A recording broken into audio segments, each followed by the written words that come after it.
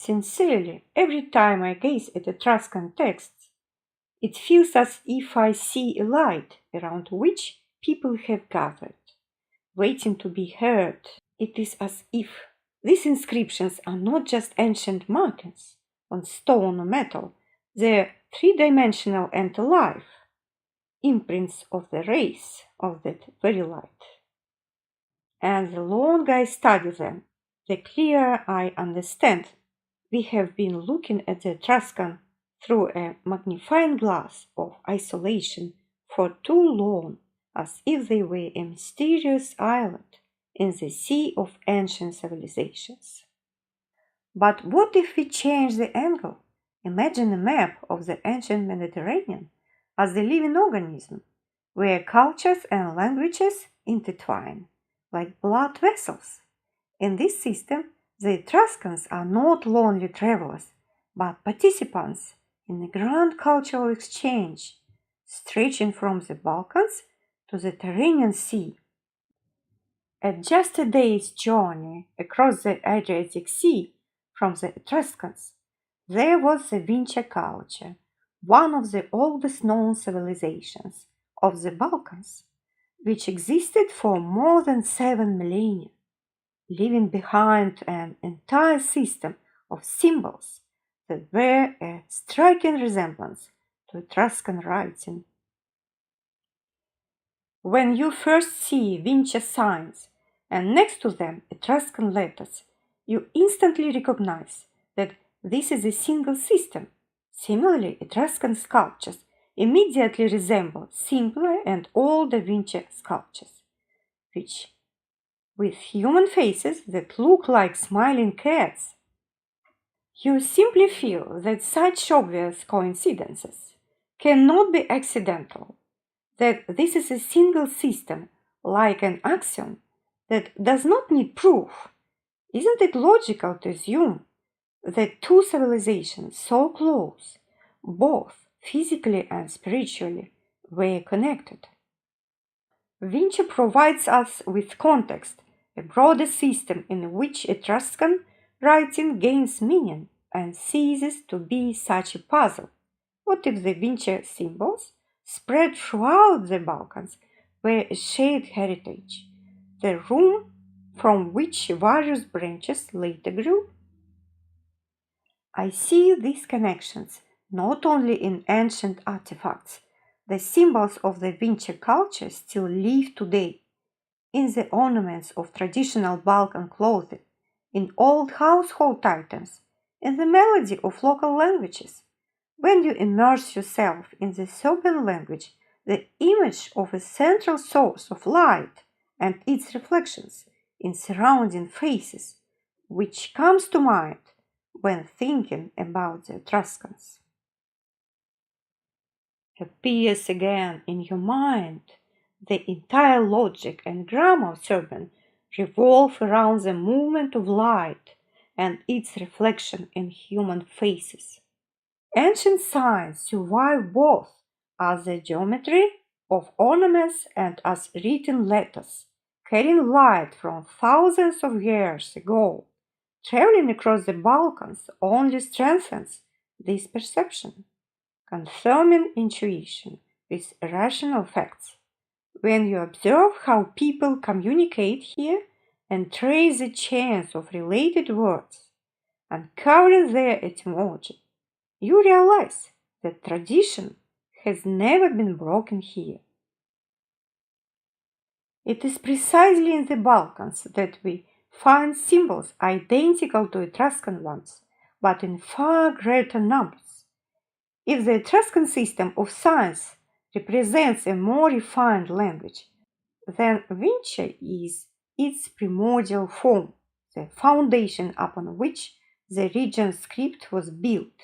However, both are geometry, and geometry is the language of intuitive intelligence, as fundamental as the way children perceive the world.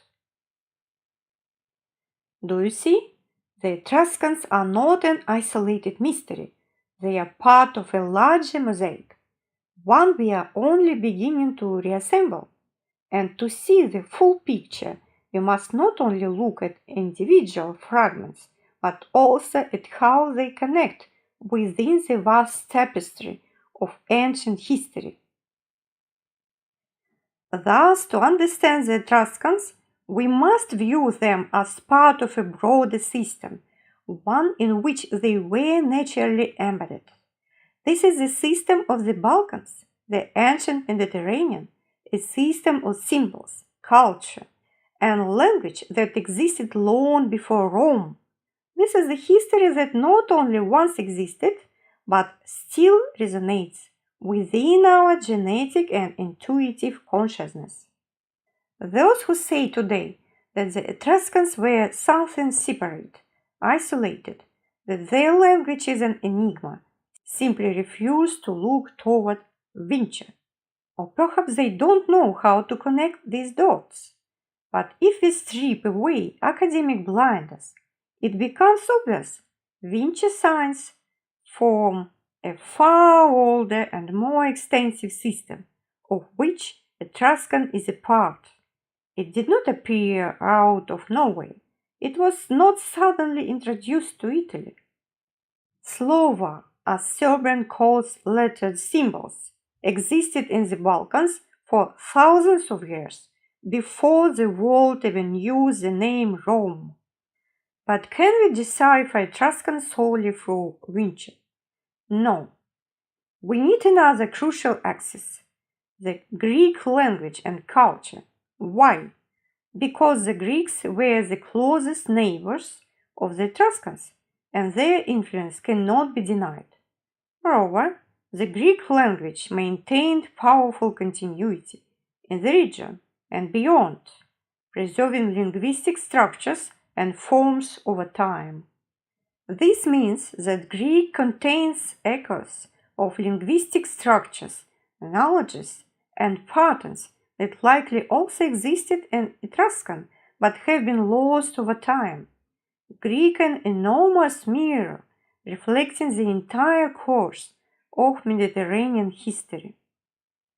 This brings us to another fundamental question: were Hellas, Greece, and Illyria, the Balkans north of Greece, really so different? Or were they two sides of the same great whole, two neighboring worlds, two different expressions of a single civilization, represented in two major writing systems, the Vinci script and the Greek alphabet? It is logical to ask, if Vinci symbols covered the entire Balkan territory, does that mean they belong to a single culture, regardless of how one chooses to label it? Illyrian, Slavic, Balkan, Proto-Greek, Proto-Indo-European, or Proto-Slavic. This is not a matter of political categorization. It is a matter of fact. The Vinci symbols were here for thousands of years and continue to live on. They live in Slavic ornaments. They live in Balkan languages. They did not disappear. They merely changed form, evolving. And if we wish to understand the Etruscans, we must acknowledge their roots. We must see them not as an isolated phenomenon, but as a branch of a mighty tree, whose roots reach deep into thousands of years of Balkan history, to Vinci and to Hellas, to the earliest writing of the Balkans. Where should we search for the key to the Etruscans? Not in the dry laboratories of philology, but in the living language of the Balkans, in their patterns, melodies, and their geometry. We are not deciphering something forgotten. We are remembering what has always been ours. Today it is generally accepted that the Etruscan alphabet is related to the Western Greek alphabet, as well as to Vinci script, from which both Cyrillic and Latin alphabets later developed.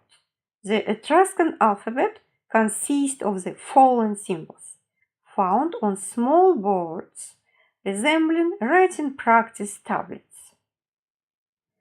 The Etruscan alphabet change. That's right. It is known. It can be seen in open sources.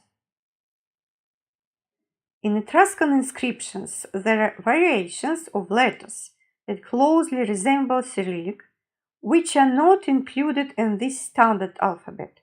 It is possible that alternative letter forms were used, much like Serbian uses both Cyrillic and Latin scripts today.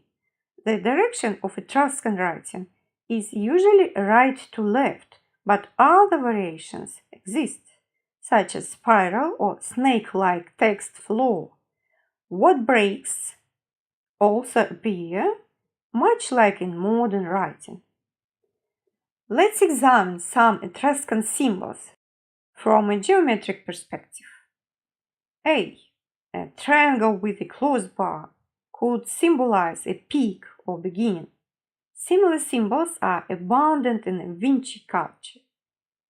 Theta, a circle with a dot or cross inside, might represent a cycle or completion.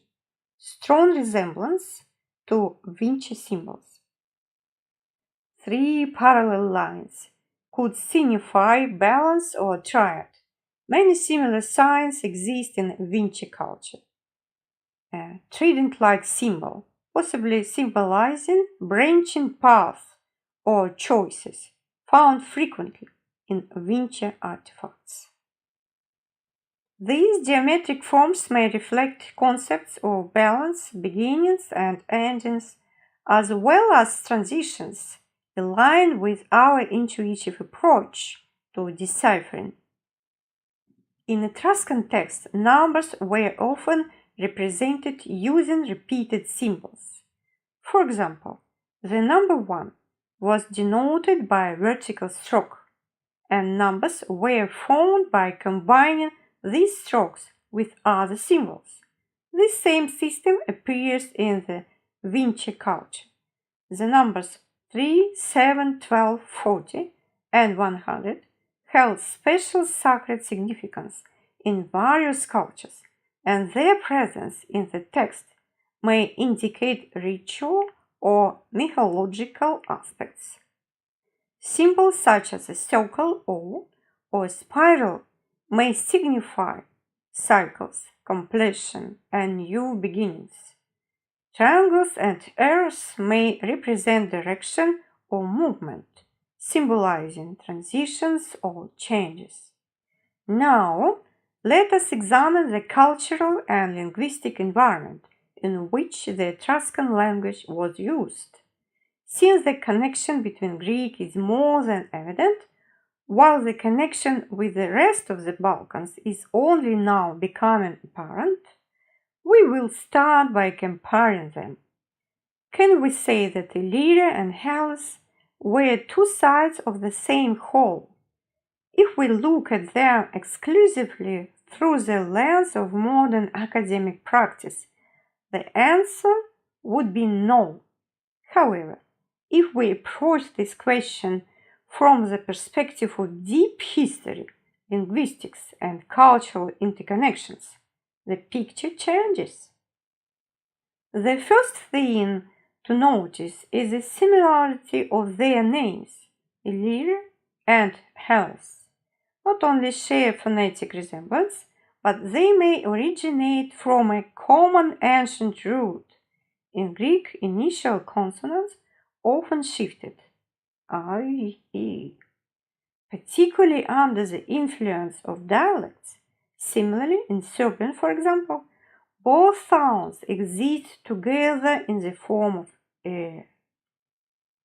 The root il in Illyria and el in Hellas could be different forms of the same name, possibly linked to the concept of light, height, or mountainous terrain in Indo-European languages, and the Balkans as a homeland of Indo-European languages.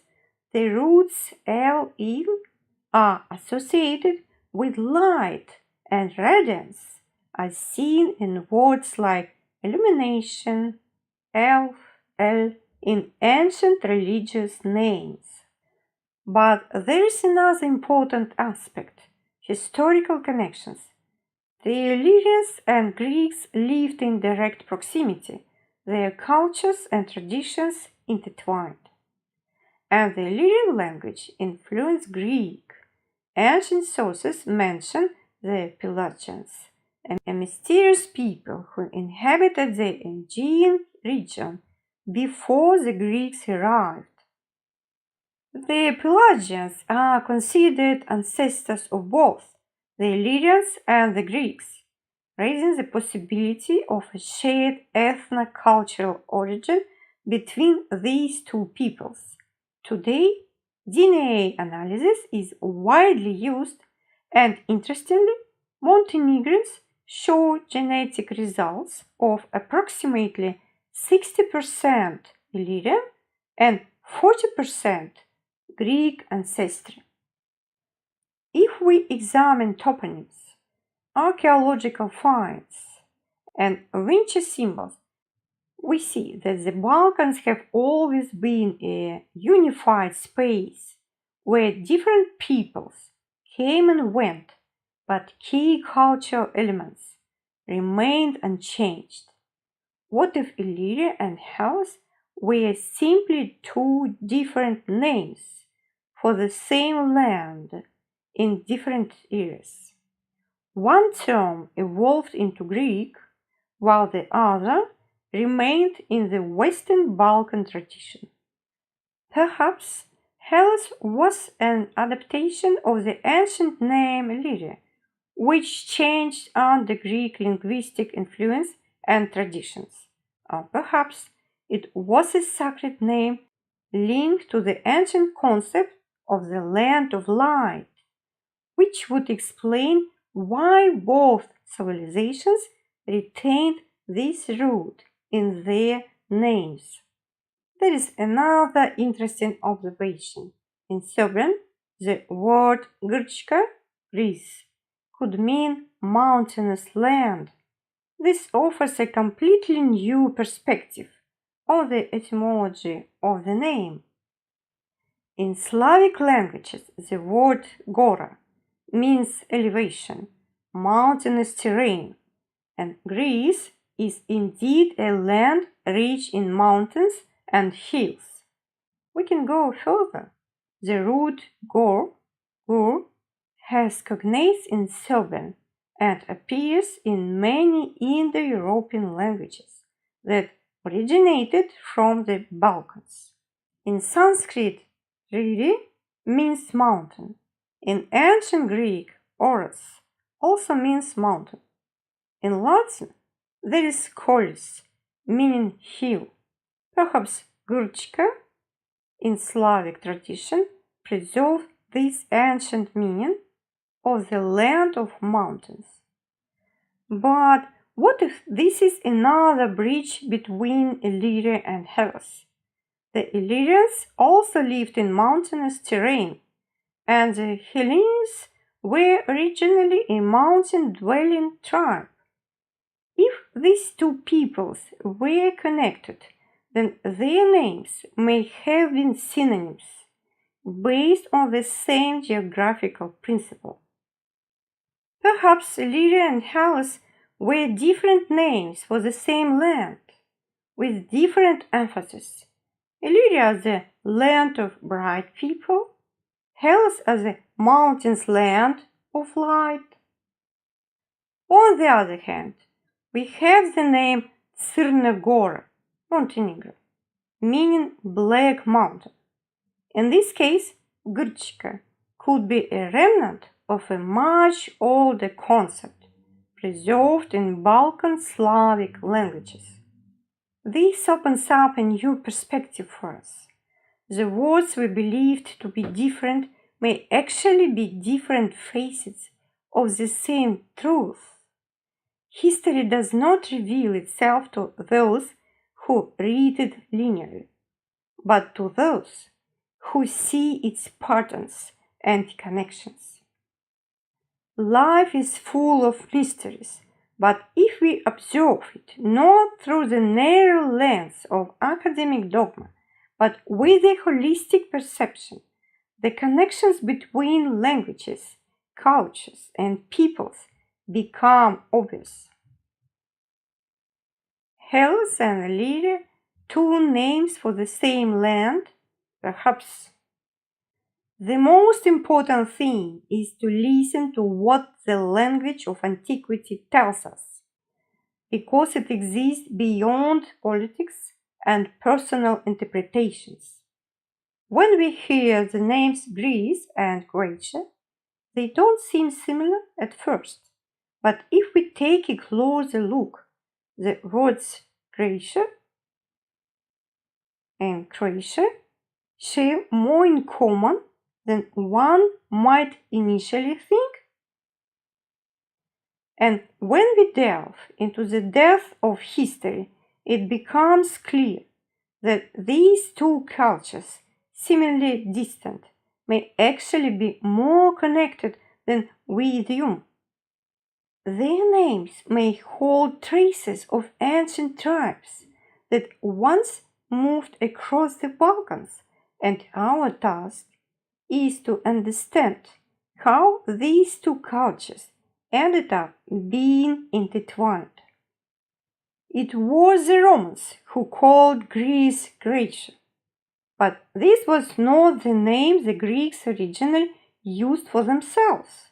The Greeks referred to their land as Ella and themselves as Elena. In Greek, the sun is El, and the root El is associated with light and radiance. Greece is home to the Aranian Mountains, also known by another name, Helmos. These words contain three key sounds, R, L, and H, and they closely resemble the words mountain, Gora, Serbian, and hill, Hol, Russian. Notice how the name of Greek people Hellenes contains the "ene" suffix, just as in Slavic words like Slovenia.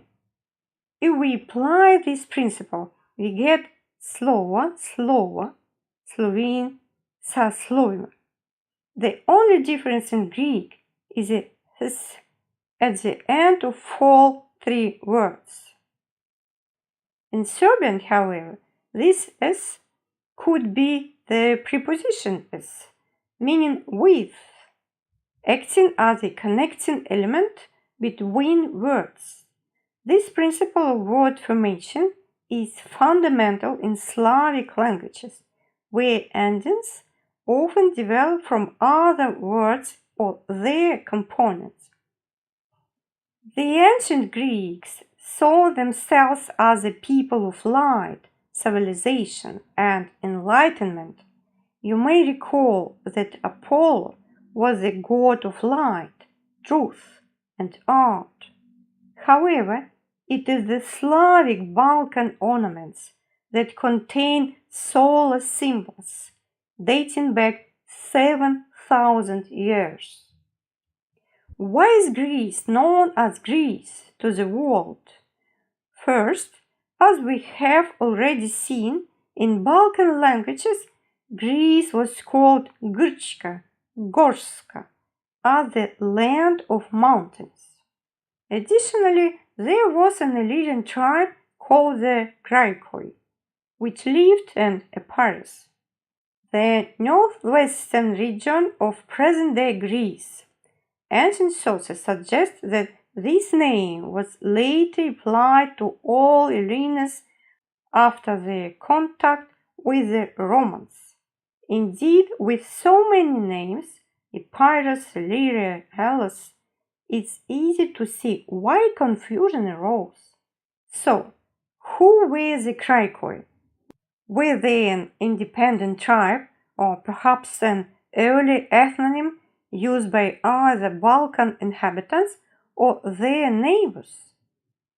Key observation. The root grai or crag in ancient languages may be linked to the concept of heights, gora, mountains, and light.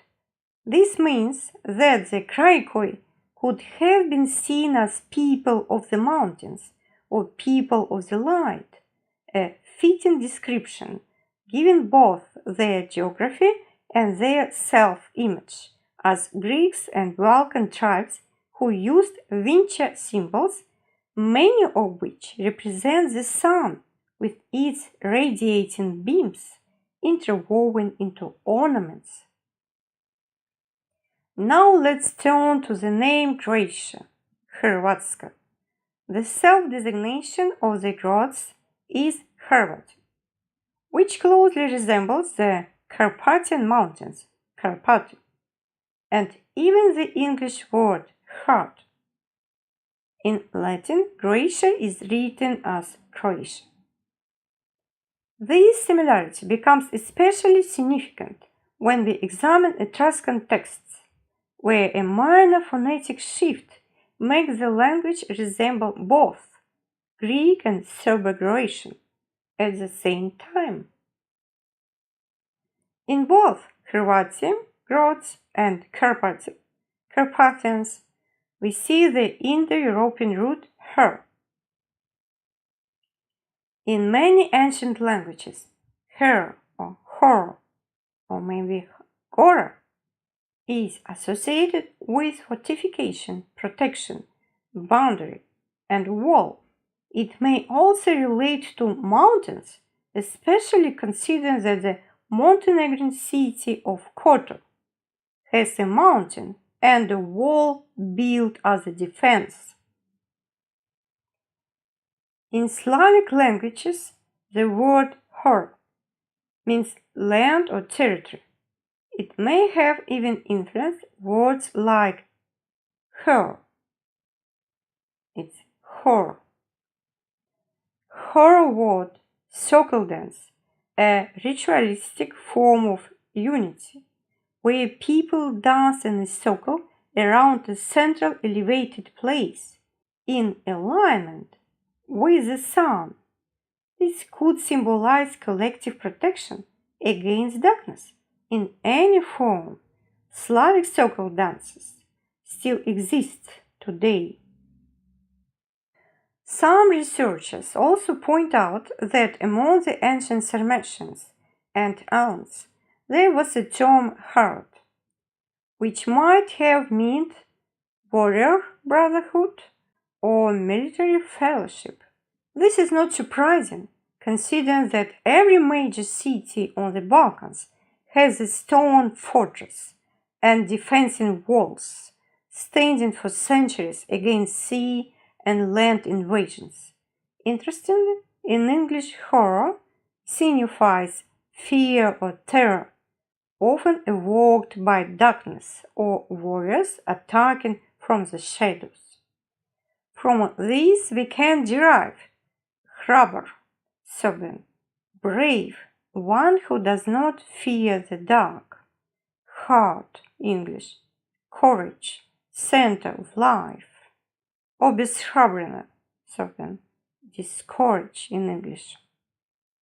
Even in Italian, cuore, heart, corresponds directly to the English heart, revealing a shared linguistic ancestry, one that likely originated from the Balkans. Key takeaway: just as in the case of Greece and Illyria, we see only slight differences between the words Graecia, Greece, and Croatia. All of these names refer to the space between the Carpathians and Helms in Greece, and they're deeply tied to the concepts of height, light, mountains, and protection. These are different aspects of a single ancient Balkan civilization, one that built fortified cities on elevated terrain, safeguarded by stone and illuminated by light. Originally, Graecia and Croatia were not names of lands, but of peoples. The alternation of C, C, and T, as well as vowel shifts, was a common way to introduce subtle nuances and form new words, a process still present in Serbian and Croatian today. Could Croatia, and Graikoi be different reflections of the same ancient tradition? Perhaps these were names for the people of light and people of the mountains, or the protected people. All of these aspects are deeply embedded in Balkan history as essential components of a single civilization. I will also say that in ancient times, events were most often recounted in epics accompanied by string music in Greece, in Croatia, and across the Balkans in general, while names changed through oral transmission. If we look deeper, the history of the Balkans is not a history of division, but of unity.